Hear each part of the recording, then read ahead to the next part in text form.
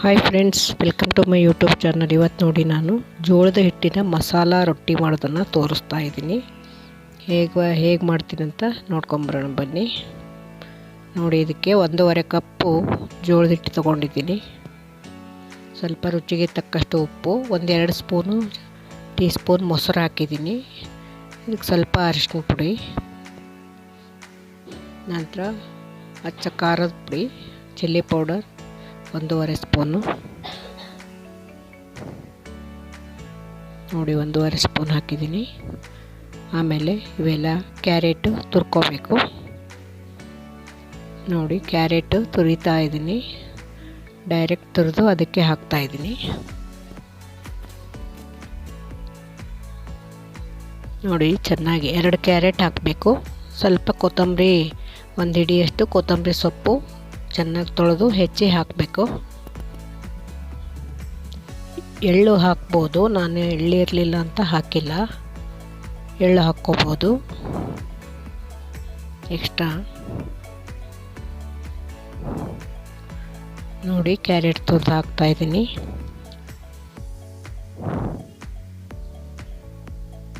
ಅದು ಭಾಳ ಲೇಟ್ ಆಗುತ್ತಂತ ಇನ್ನೊಂದು ಬೇರೆ ತುರಿಯೋ ಮಣಿ ತಗೊಂಡು ತುರಿತಾ ಇದ್ದೀನಿ. ಇದು ಬೇಗನೆ ಆಗುತ್ತೆ. ನೋಡಿ, 2 ಕ್ಯಾರೆಟ್ ಹಾಕಬೇಕು. ನೋಡಿ, 2 ಕ್ಯಾರೆಟ್ ತುರಿದು ಹಾಕಿದ್ದೀನಿ. ನಂತರ ಹೆಚ್ಚಿದ ಕೊತ್ತಂಬರಿ ಹೆಚ್ಚಿಟ್ಕೊಂಡಿದ್ದೆ, ಅದನ್ನು ಹಾಕ್ತಾಯಿದ್ದೀನಿ. ತುಂಬ ಟೇಸ್ಟಿಯಾಗಿರುತ್ತೆ ಇದು ಮಸಾಲ ರೊಟ್ಟಿ. ನೋಡಿ, ಈಗ ಇದೆಲ್ಲ ಮಿಕ್ಸ್ ಮಾಡ್ಕೋಬೇಕು ಹಿಟ್ಟನ್ನು. ನೋಡಿ, ಈಗ ಕ್ಯಾರೆಟ್ ತುರಿದು ಹಾಕಿದ್ದೀನಿ. ಕ್ಯಾರೆಟ್ ಚೆನ್ನಾಗಿ ಕಾಣಿಸ್ತಾ ಇದೆ. ಕ್ಯಾರೆಟು ಮತ್ತು ಕೊತ್ತಂಬರಿ ಹೆಚ್ಚಾಕಿದ್ದೀನಿ. ಹಿಟ್ಟು ಚೆನ್ನಾಗಿ ಕಲಿಸ್ಕೋಬೇಕು. ಕಲಿಸ್ಕೊತಾ ಇದ್ದೀನಿ. ಆಮೇಲೆ ಇದಕ್ಕೆ 1 ಗ್ಲಾಸ್ ನೀರು ತಗೊಂಡು ಕಲಿಸ್ಬೇಕು.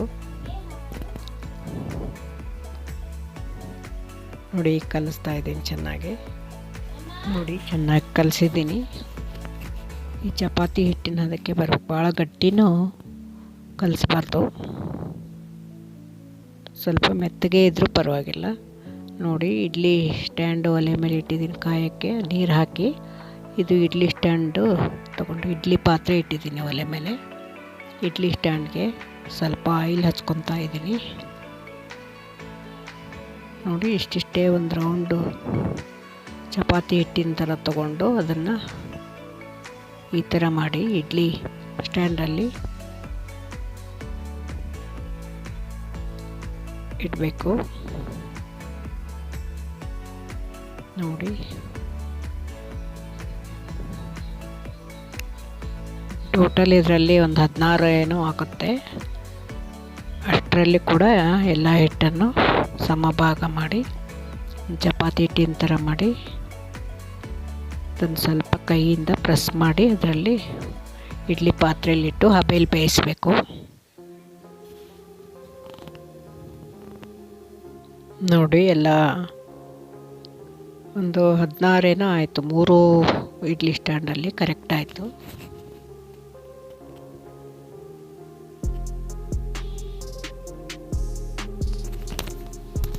ನೋಡಿ, ಈಗ ಇಡ್ಲಿ ಸ್ಟ್ಯಾಂಡನ್ನು ಇಡ್ಲಿ ಪಾತ್ರೆಯಲ್ಲಿಟ್ಟು ಬೇಯಿಸ್ಬೇಕು. ಹಬೆಯಲ್ಲೇ ಇಡ್ಲಿ ಹೇಗೆ ಬೇಯಿಸ್ತೀವಲ್ಲ ಅದೇ ಥರ ಒಂದು 6 ಮಿನಿಟ್ಸ್ ಇಟ್ಟರೆ ಸಾಕು, ಜಾಸ್ತಿ ಇಡಬಾರ್ದು.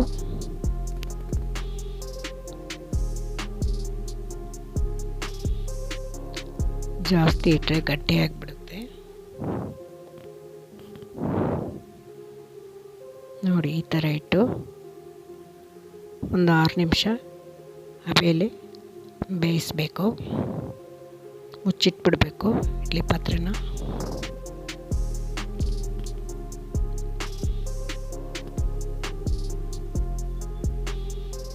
ನೋಡಿ, ಈಗ ರೆಡಿಯಾಗಿದೆ. ಒಂದು 6 ನಿಮಿಷ ಆಯಿತು. ಅದು ಒಂದು ಸ್ಪೂನಿಂದನೂ ಚಾಕುಯಿಂದನೂ ಅದನ್ನು ಇಡ್ಲಿ ಪಾತ್ರೆಯಿಂದ ಎಲ್ಲ ಒಂದೊಂದಾಗಿ ತೆಗೆದು ಒಂದು ಪಾತ್ರೆಗೆ ಹಾಕ್ಕೋಬೇಕು, ಒಂದು ಪ್ಲೇಟ್ಗೆ.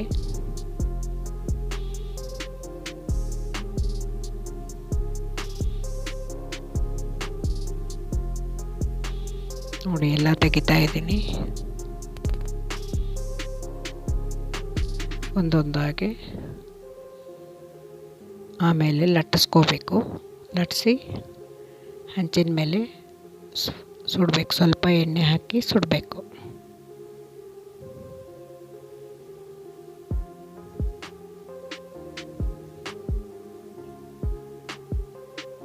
ಇನ್ನೂ ಒಂದು ಸ್ವಲ್ಪ ಇಡ್ಲಿ ಪಾತ್ರೆಯಲ್ಲಿ ಕೂಡ ಇದೆ, ಅದನ್ನು ಆಮೇಲೆ ತಗೊತೀನಿ.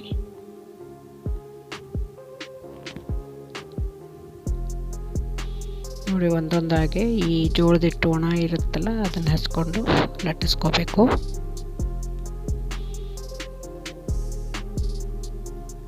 ನೋಡಿ ಲಟ್ಟಿಸ್ಕೊಂಡಿದ್ದೀನಿ ನಾನು.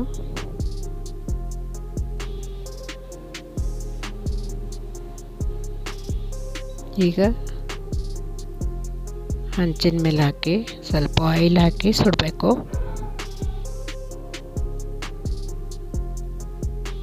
ಬೇಕಾದರೆ ತುಪ್ಪ ಕೂಡ ಹಾಕ್ಕೋಬೋದು, ಇನ್ನೂ ಟೇಸ್ಟಿಯಾಗಿರುತ್ತೆ. ಮಕ್ಕಳು ಕೂಡ ಇಷ್ಟಪಟ್ಟು ತಿಂತಾರೆ. ಇದಕ್ಕೂ ಜಾಮ್ ಅಥವಾ ಕೊಬ್ಬರಿ ಚಟ್ನಿ, ಕೆಂಪು ಚಟ್ನಿ ಹಾಕ್ಕೊಂಡು ತಿನ್ಬೋದು, ಅಥವಾ ಹಾಗೆ ತಿನ್ನೋಕ್ಕೂ ಕೂಡ ಚೆನ್ನಾಗಿರುತ್ತೆ. ಬರೀ ತುಪ್ಪ ಹಾಕ್ಕೊಂಡು ಅಥವಾ ಬೆಣ್ಣೆ ಹಾಕ್ಕೊಂಡು ತಿನ್ಬೋದು. ನೋಡಿ ಎಷ್ಟು ಚೆನ್ನಾಗಾಗಿದೆ, ನೀವು ಮಾಡಿ ನೋಡಿ.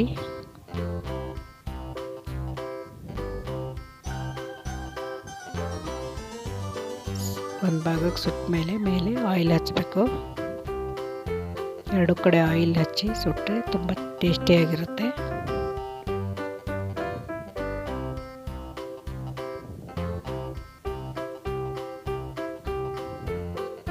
ನೋಡಿ ಚೆನ್ನಾಗಿ ಸುಟ್ಟ ಮೇಲೆ ಸರ್ವ್ ಮಾಡಬೇಕು ಪ್ಲೇಟಿಗೆ.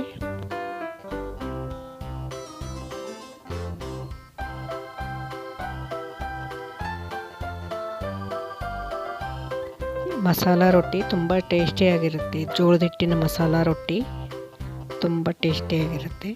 ಬರೀ ಜೋಳದ ಹಿಟ್ಟು ಮಾತ್ರ ಹಾಕಿದ್ದೀವಿ, ಇದರಲ್ಲಿ ಯಾವುದೇ ಹಿಟ್ಟು ಮಿಕ್ಸ್ ಮಾಡಿಲ್ಲ. ನೋಡಿ ತುಂಬ ಚೆನ್ನಾಗಾಗಿದೆ, ತಿನ್ನೋಕ್ಕೂ ತುಂಬ ಟೇಸ್ಟಿಯಾಗಿರುತ್ತೆ.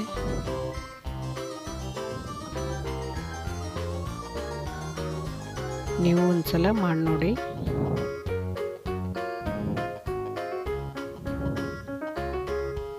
ನೋಡಿ ಇನ್ನೊಂದು ಮಾಡ್ತಾ ಇದ್ದೀನಿ.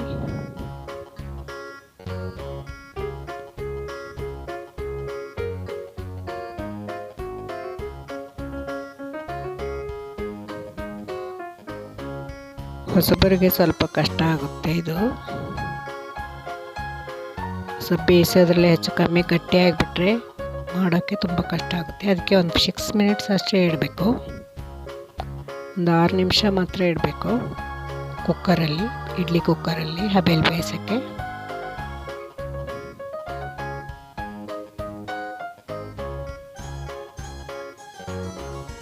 ನೋಡಿ ಸುಡ್ತಾ ಇದ್ದೀನಿ. ಆಯಿಲ್ ಹಾಕಬೇಕು ಮೇಲೆ. ನೋಡಿ ಚೆನ್ನಾಗಾಗಿದೆ ನೋಡಿ.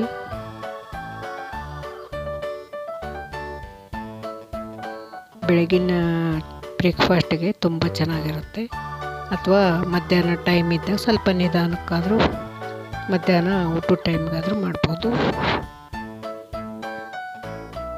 ನೋಡಿ ಇದ್ರ ಜೊತೆ ಚಟ್ನಿ ಅಥವಾ ಸಾಸ್ ಅಥವಾ ತುಪ್ಪ ಹಚ್ಕೊಂಡು ತಿಂದರೆ ತುಂಬ ಚೆನ್ನಾಗಿರುತ್ತೆ. Thank you very much.